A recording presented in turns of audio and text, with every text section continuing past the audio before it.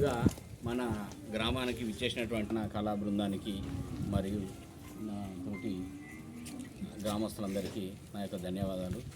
Right, వీళ్ళు ఇక్కడ ఒక ఆరోగ్యం మీద మనకు ఒక అవేర్నెస్ తీసుకోవడానికి మనకు ఒక ప్రోగ్రామ్ను అరేంజ్ చేసిండ్రు.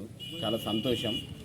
మనము ఏ విధంగా ఉండాలి, మనకు ఇప్పుడు వాతావరణంలో చేంజెస్ వచ్చినాయి, తర్వాత వాటర్ కూడా కొత్త వాటర్ వస్తుంది కాబట్టి మనం ఆరోగ్యాన్ని ఎలా కాపాడుకోవాలనేది వాళ్ళు పాట రూపంలో మనకు మనకు తెలియజేసిండ్రు.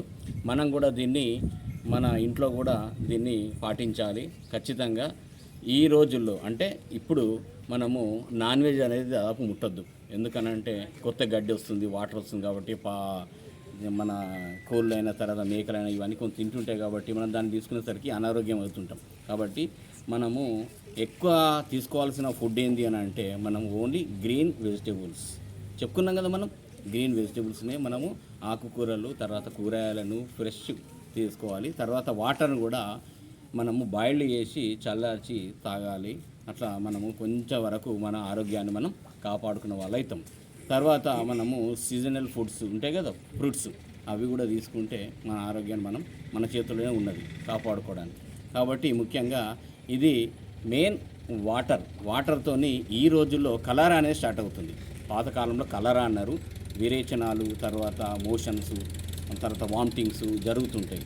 అది ఓన్లీ వాటర్తోనే. కొత్త వాటర్ వస్తుంటుంది కాబట్టి మనం ఏది మలినాలు ఇవన్నీ కలుస్తాయి కాబట్టి దాన్ని మనం ఫ్రెష్ చేసుకోవడానికి బాయిల్డ్ మాత్రం ఖచ్చితంగా వేసుకోవాలి. వేడి చేసి చల్లార్చిన నీళ్ళనే మాత్రం తాగాలి.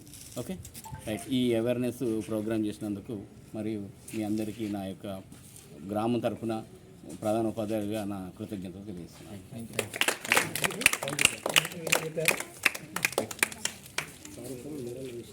పాటించండి, ఓకేనా? మళ్ళీ చెప్పేది ఏం లేదు.